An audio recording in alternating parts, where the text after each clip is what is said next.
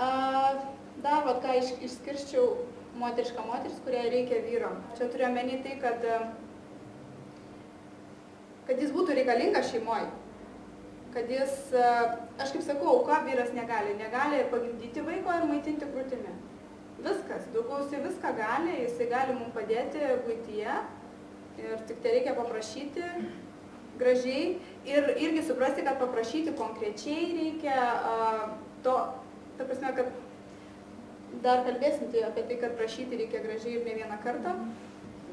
Bet esmė ta, kad jis gali viską padaryti. Ir indų suplauti, ir padėti, ir su vaikais pažaisti, ir visur, ir palaikyti tave, ta prasme, palaikyti turiu omeny emociškai, kažkur, kur tu eini, ten ar kokį darbą, ar ten kažko tu sieki ir panašiai. Viską jie gali daryti, bet vėlgi tada reikia tapti komandą, vienas kitų palaikančią, vienas kitą. Kitu atveju, aišku, jeigu ten atskirai jau esi, tada... Bet ir tai, moters galioje yra jį vėl parsitraukti atgal. Taip. Ir aplamai, šiais laikais moteris viską gali pačios. Ir labai dauguma tai daro. Ir todėl mes nepaliekam vyram nieko ką veikti, išskyrus, kad atsės prie televizoriaus ir išsėdėti ten ir maigyti. Nes jos viską valdo, daro pačios. Dar apie tai šnekėsim, apie tą kontrolę, apie norą kontroliuoti. Ir man, aš ką pati norėčiau daugiau pastudijuoti, truputį tik esu prisilietusi prie tų visų archetipų, ten deivių ir taip toliau, nes jos irgi, visas mes jas turim viduje ir kuri, kada ta deivė atsiveria. Namuose, sakykime, vienokia, gal darbė, turi būti kitokių savybių. Man tai tie vaidmenys nepatinka, man asmeniškai. Man patinka natūralus žmogus, toks, koks jis yra. Būti tokiu, koks tu esi visur. Tiek ir darbe, tiek ir namuose tu gali toks būti. Tada gausis, kad tu nieko neapgaudinėjai. Jeigu tu keiti vaidmenis, tu apgaudinėjai kitus ir tuo pačiu save. Vaidmenis tipo. Nesuprantat, tie archetipai, čia man jie nepatinka. Čia jūsų valioje daryti, kaip jums patinka. Tiesiog yra, man toksai atrodo, žinot, kaip, kad tai yra sugalvota kažkieno, įvardinta, kad moteris va tokia kaip stichija jinai yra ir, padaro iš to tokį šou, aš nežinau. Man atrodo, kad mes galim būti tiesiog tokios, kokios mes esam ir turėti visas tas savybės. Ir būti vadovė, jeigu aš noriu vadovę, ir tada turbūt greičiausiai aš būsiu vadovė ir namuose. Žiūrint tai, kas mane veža, kas man patinka. Tada gal klausimą užduoti, jeigu yra nelaimingi santykiai, tada gal kurioje vietoje kažką aš netaip darau. Gal aš būdama vadovė, todėl negaliu sukurti santykių su vyru, nes du vyrai, tai nenori du vyrai gyventi po vienu stogu. Va kas yra. Ir tuomet du vadovai, du stiprus ego pastoviai mušasi. Jie pastoviai konkuruoja. Jie pastoviai dėl valdžios, kuris kurį nugalės. Ir čia yra stiprių moterų bėda, nes jos eina į tą kovą, jos nori jos būti valdžioj. O tas irgi nenori nusileisti. Kuris vyras nori nusileisti? Ne. Dažnai kaip sako, girdėjus tokį kažkurios mokymus. Kaip atpažinti, ar protinga moteris šalia vyro. Jeigu vyras jaučiasi už ją protingesnis, vadinasi, moteris yra labai protinga. Aš sakyčiau, išmintinga. Moteriai nereikia būti protingai. Tai jeigu jisai būna protingas, pavyzdžiui, kaip uždirbt pinigus, finansiškai, bet o moteris išmintinga, kaip tame ten laviruoti, ar ne? Mano vyras sako, gudri lapė turi būti. Nu va, taip. Aš kaip irgi kažkai draugiai sakiau, kai jinai pykosi su vyru, man atrodo, sakau, tu paslėp karūną po plaukais, kad jis jos nematytų. Tiesiog, tu nenusimk jos, tu turėk ją, bet kad jis jos nematytų. Nereikia jam rodyti ir žlibinti į akis, kad va, aš čia tokia. O ką? Jeigu tu nori laimingai gyventi toliau, tai biškai reikėtų, čia vėl irgi, vėl vaidyba, ar ne? Iš kitos pusės paėmus. Vėl aš vaidinu, kad aš gaučiau kažką tai. Lapė, aš esu lapė, aš negaliu tiesiai pasakyti. Galbūt ateis laikas, galbūt to reikia pradžioje, kada tu bandai jau santykius gražinti, pavyzdžiui, tą vyrą prie savęs, kada yra nutolimas ir panašiai. Tada galima va tokių va imtis gudrybių, o paskui galbūt ir tas vyras žengs sąmoningumo keliu ir tada tu galėsi pasakyti viską, ką tu nori. Ką galvoji, irgi galėsi pasakyti, tik tai ne tokiu tonu. Šiaip tai aš tai, tarkim, galiu ką pasakyti iš savo patirties. Taip, iš pradžių, pavyzdžiui, irgi man šitie visi dalykai tai atrodė labai juokingi. Ir nežinau, už tai, kad aš kokie dalykai? Ta prasme, kad moteris turi nusileisti, kaip reikia paprašyti vyro ten ir taip toliau, ir taip toliau. Ir kai reikėjo atlikti realiai praktinius tuos uždavinius, ir mes ten su draugėm juokėmės, nes mūsų tokia sąmonė tuo metu buvo. Sakom, bet tai mums nieko nekainuoja, tai davai pabandom, ten kokių vyrų, tai neturim surodom, tai davai ant visų išėlės, ant tėtės, sūnaus, draugų, draugių, vyrų, nesvarbu, tai gavom užduotis, bandom. Paskui, kai pamatėm reakciją ir kaip jie reaguoja, mums atrodė, kad kvaila, tai kaip jie gali nematyti, kad mes apsimetinėjom ir kad čia nėra tikra. Jie nemato to, bet kai tu pradedi tai daryti ir kai tu realiai pamatai, kaip tai veikia, tau pasidaro jau nebejuokinga ir tu suvoki, kokia tu kvaila buvai, kaip nematei, kaip nemokėjai elgtis ir kiek tu gali iš tikrųjų tuo nuoširdumu, nuolankumu, tuo mokėjimu, kiek tu gali pasiekti ir pasidaryti. Ir tada po kažkiek laiko gaunasi savaime, bet tai yra darbas. Taip, savaime, jau gaunasi nuoširdu, jau nebevaidini, o taip iš tikrųjų gyveni. Realiai, ką tau gali atnešti tie santykiai tokie, kur tu įdėdė. Nes jeigu tie anksčiau santykiai, pavyzdžiui, nebuvo tinkami, netenkino, tai paskui pamatai, kaip gali pasikeisti. Tai ką aš čia norėjau pasakyti? Leiskit vyrą padėti. Nes būna moteris neleidžia. Neprileidžia jų. Dažnai tai būna, kad jis padarys ne taip, jis aišku padarys kitaip. Čia yra logiška ir aišku, kad kitaip negu tu. Ir visada atrodys, kad jis padarys blogiau. Tai jis tada ir pasako, tai jeigu nepatinka, tai ir pasidaryk pati. Už tai ir daromės tada pačios. Taip ir pačios, ir kaip ten būna. Kiek aš čia prašinėsiu, geriau padarysiu pati, ne? Nu tai va, tai tos, kurios daro viską pačios ir daro. Dabar tokius atskirus panagrinėsim. Vyrai niekada patys neduosi, jūs nepaprašysite. Na, ta prasme, tas niekada nėra taip 100%. Bet realiai jie neturi tokio to noro. Ką reikia daryti? Prašykite to, ko norite ir ko konkrečiau. Tai reiškia, neužtenka pasakyti nupirk pieno, nes jis nupirks greičiausiai jums netinkama. Buvo taip? Pavyzdžiui, pasakai kažką. Ir man patiko viena moteris pasakojo, man sako, aš paprašiau nupirkti servetėlių, ten greitai reikėjo, atvažiuos svečiai nupirkti servetėlių. Sakos, man parneša Optima liniją. Bet tai sakau, servetėlių tai jis parnešė tau? Nu, parnešė. Tai ką? Nu, tai Optima linija, tai ką, jis nemato kokie servetėlės pas mus namuose? Nu, sorry. Servetėlių tai gavai, tai negali iš tikrųjų ir nieko sakyti, nes jis padarė tas, kas buvo prašoma. Tai konkrečiai firmą, konkrečiai kainą, paveiksliuką parodyti. Aš manau, jau už patirties. Jam tai nesvarbu, arba kodėl? Nes mums tai svarbu, nes tai, žinot kodėl? Todėl, kad tai iš tikrųjų yra nesvarbu. Suprantat, yra labai geras posakis. Gyvenime nėra nieko tokio jau labai svarbaus. Nieko. Absoliučiai. Todėl kiekvienas iki gali šitą prisiminti, kai jums kils kažkoks nepasitenkinimas dėl kažkokio daikto, ar kažko nupirkto ne to, ar pasakyto ne to, ar, na, greičiau, kas čia svarbu būna. Nu, svarbu būna ir jausmai, ir daiktai, ar ne? O paskui jausmai susijęs tais daiktais. Tai žodžiu, kad tai nėra svarbu, tai tikrai nėra svarbu, tai nekeičia gyvenimo esmės, tai nekeičia jūsų santykių, arba pakeis į blogąją pusę, jeigu jūs padarysit iš to katastrofą. Tai lygiai tas pats yra ir skyrybos kažkokios, bet ką aš norėjau pasakyti, kai jūs kalbėjot, paskui nuėjo mintis, kad jeigu mes padarome tai tragediją, kaip tragediją pastatom, tai ir bus tragedija visiems ir tau pačiam. O jeigu tai neparodysi kaip tragedijos, tai nebus niekam tragedijos absoliučiai. Nei tėvams, nei vaikams, nei giminėms. Pasakei, įsiskyriau, viskas, nėra ką pasakoti. Tegu ten verkia aplinkui, tegu ten, žinot, kaip būna. Oi, kas čia kaltas, koks jisai blogas, ten tratata visas nesąmonės. Tu tiesiog konstatuoji faktą ir gali net nekalbėti apie tai, jeigu nenori, o nesėdėti ten ir virkaut nuolat apie tai.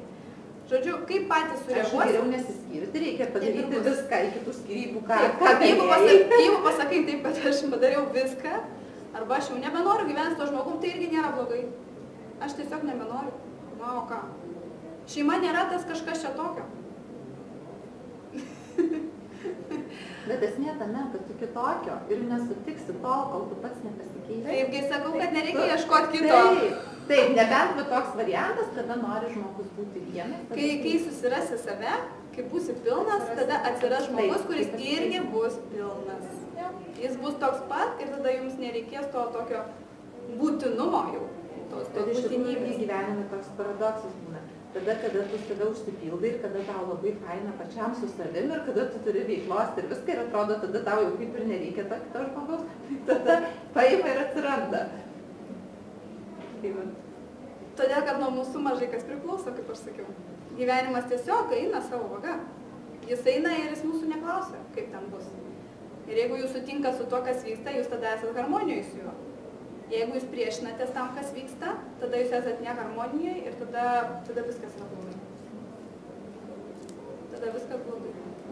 O jeigu sutinki su tuo, priimi, tai kas vyksta, viskas, valia, okei. Esi neįstengiasi. Palikite vyriškus darbus vyrams, imkitės moteriškų. Tai mano nuomonė, tai liečia ir, tarkim, tos karjeros visos, bet išimtis yra, ką moteris veikia, viskas okei. Bet dauguma moterų, kaip pas jūs yra, jeigu, pavyzdžiui, jūsų neribotų finansiniai dalykai, ar norėtumėt namuose būti, auginti vaikus ir kažkokią veiklą užsiimti? Tai aišku, kokia moteris taip nenorėtų. Bet aš klausiu, taip gali būti. Bet, tarkim, aš pasakysiu savo nuomonę, kiek aš turiu draugių ir, tarkim, patirčių. Kol tu esi, tarkim, kaip man pačiai irgi buvo, kol aš buvau jauna, tai atrodė, kad čia karjeros, užsidirbsiu pinigų, taip. Tu realiai paskui pamatai, kad tu vis tiek, kiek bedirbtum, tu neuždirbsi visų tų pasaulio pinigų, tu tampi nelaiminga, nes, tai ir nėra tavo kažkokimas, bet tu ne visą laiką tą suvoki. Ir tarkim, pasišneki dabar su draugiam, tam yra 40-50, visos tą patį sako, kad yra, tarkim, 30 iki 40 metų, kada tau norisi kažkokią daryti karjerą. Nuo 30 iki 40, tai jau pradedi suvokti, kad kažkas čia yra ne taip, nes aš čia nelaimingas, čia tas negerai, tas nesiglosto, čia dar kažkas. Ir visos tą patį sako, kad mielai nedirbtų arba užsiimtų kažkokia tai veikla, kur ten faina kažką veikti. Nuo buities, nuo vaikų, o kaip kitoms atrodo? Norėtumėt taip būti tiesiog, kad nebūtų nerimo dėl pinigų, dėl ateities, viskom būtų pasirūpinta? Aš taip dabar esu labai laiminga. Tai daugelis moterų iš tikrųjų laimingos. Tai būtent mūsų ir yra. Mes jau ten tose genuose turim tą užprogramuotą tą meilę vaikams, rūpinimusi namais, taip yra. Vyrai šito neturi, tai kas daugiau gali rūpintis, tik mes. Ir tada, kai mes išeinam į darbą, į karjeras, mus juk vis tiek traukia ta buitis, mes norim ten padaryti, bet tam neužtenka nei jėgų, nei laiko, nei energijos. Nes mes paliekam viską darbe, po to grįžusios mes nebegalim šito padaryti. Ir mus drasko tada vidiniai prieštaravimai, nes aš noriu šiaip tai būti buityje, buitis gal skamba ne kaip, bet namuose su vaikais, čia yra mano namai, čia yra mano tvirtovė. Ir dar, žinot kokį, dar galiu pasakyti, kiekvienai irgi pasigalvoti, tarkim, kur jūs vertina labiausiai. Ar iš tikrųjų darbe vertina už jūsų pasiekimus? Ar ten vertina, kur yra namai, kur yra vaikai? Kas jūs labiau vertina? Ar vadovas, bendradarbiai, ar vaikai? Kai tu grįžti namo, tu esi deivė tiem vaikams. Tu ten esi karalienė, va ten. Darbe tu tokia tikrai nesi. Tu esi tiesiog eilinis tas, kuris daro kažkokias užduotis, gauna už tai atlyginimą, va ir viskas. Ateis geresnis, tave išspirs. Tavęs namuose niekada neišspirs. Tu čia vienintelė ir visada nepakartojama, esi nepajudinama va čia. Jis norėtų kažkas kažkas. Tiesiog iš kitos pusės aš atsimenu savo jausmą, kai atėjo tas suvokimas apie vertinimą, kai pristatė mane, tarkim, iš profesinės pusės, čia Vaida, vienos higienistinė, lėlė, ir kai buvo mokykloje, kad čia yra Simo ir Igno mama. Tai man tada buvo toksai, Vat mama, ne? Tas jausmas toks tikras, ar ne? Kažkokia centre, Taip. kažkas, atrodo, smagu, bet tai čia yra tokia niekinė. Antraeiliai dalykai. Pirmaeilis yra šitas. Jo, ir aš tada visiems ir šeimoje pasakiau, kad aš esu pirmoji vietoje, Simo ir mano mama. Paskui plius. Taip. Tie dalykai yra. Būtent kas yra pirmaeiliai dalykai ir ten ten ir linkti tada. Čia pagalvoti. Iškelti vyrą aukščiau vaikų, tą kalbėjom, ar ne, kad na, jisai yra vis dėlto, nekalbėjom čia. Nekalbėjom, čia kažkur man susidvejino, kad vis dėlto šeimoje vyras yra svarbesnis. Bet jeigu mes kalbam, kad šeimoje yra vaikai ir vyras, jie yra lygus, tai pirmą pastatykim vyrą tada. Kad jis yra svarbesnis, o po to vaikai, nes tie vaikai vis tiek yra automatiškai prie mūsų. Jie visada yra automatiškai. Vyras nėra automatiškai prie mūsų. Užtat ir po to atsiranda tokie dalykai, atsitinka kažkokios neištikimybės ar panašiai, nes jis nėra automatiškai. Jeigu aš turiu žiedą ir esu ištekėjusi, tai dar nieko nereiškia, kad esi priklijuotas prie manęs. Jis yra laisvas žmogus visiškai. Vaikai priklijuoti kažkada, o vyras tai ne. Tarkim, irgi dažnai prisimeni, tai kad tu tokį posakį, niekada nedaryk to, ko nenorėtum, kad kitas tau padarytų. Tai žinai, tau nepatinka, kai kiti burba, ir tu susilaikyk, tarkim, nuo to burbėjimo, ar ne? Tai aš kitą kartą taip, kad susilaikyk. Burbėjimas tai yra kas? Tai yra nepasitenkinimas to, kas vyksta. Vat ir viskas. Jeigu aš būsiu patenkinta to, kas vyksta, jeigu tu nesitikį iš kito žmogaus nieko, tai tada ir nebus to burbėjimo. Nėra pasipriešinimo tam, kas vyksta, nes jeigu mes burbam, tai reiškia, mes norim, kad vyktų kitaip. Taip? Aš noriu, kad vyktų kitaip, man tai nepatinka, kas vyksta, galbūt aš paburbėsiu ir tai pasikeis. Dėl to aš tai darau. Taip yra. Ir po to žiūri, pasikeičia, nepasikeičia. Dar labai, tarkim, labai tokį irgi fainą bus, tarkim, irgi išgirdau čia iš tų seminarų, labai fainas patarimas vyro ir moters santykių. Tarkim, jeigu jums kažkas nepatinka, tai yra normalu, tai būna ir tu turi teisę taip jaustis ir taip toliau. Tai čia nereikia smerkti bet galima tą pasakyti, tarkim, kas tau nepatinka, ne per vyro kaltinimą, kad tu čia toks ir toks, tu čia vėl tą ir tą padarai kiek kartų. Reikia sakyti, aš jaučiuosi taip ir taip. Kaip aš, nes tada jisai nepriima asmeniškai ir jisai galvoja, čia jai blogai, bet gal aš kitą kartą pasistengsiu, kad jinai tik nesijaustų. Tiesiog visada aš jau, taip ir taip atsitiko, todėl aš jaučiuosi taip ir taip, o ne dėl to, kad tu čia taip padarai, tu čia kaltas, ta prasme, kad nekaltinant jo. Tai va labai tas irgi, O galima netgi nesakyti, o pagalvoti, aš jaučiuosi taip ir taip, o kažkai kodėl aš taip jaučiuosi? Taip. Netgi nesakant jam, nes gaunasi, kai aš sakau taip, aš noriu, kad jis pasikeistų. Ar ne? Čia vėl eilinis žaidimas yra. Bet jeigu aš nenoriu, kad jis pasikeistų. Labai dėl tos situacijos ir jisai, tarkim, toliau taip darys, tai aš nesakysiu, nes aš nenoriu, kad jisai pasikeistų, bet ta prasme, bet tai tada aš turiu keistis, man turi jaustis taip, kad man tai netrukdytų. Požiūrį galima pakeisti, o jums trukdo todėl, kad norit, kad būtų kitaip. Vakas yra, viskas yra, noriu, kad būtų kitaip. Ir tai man trukdo. Noriu, ego yra, noriu, nenoriu. Va šitas. Kai aš noriu, tai ir viskas. Aš noriu. Arba aš nenoriu. Ir prašau, kad vyktų taip. Reikia nenorėti. Bet aš noriu, nenoriu, vėl mūsų lūkesčiai ir fantazijos. Teisingai. Aš nepriimu tai, kas vyksta. Aš noriu, kad būtų kitaip. Ir tai kalba grynas egoizmas. Grynai. Noriu, nenoriu.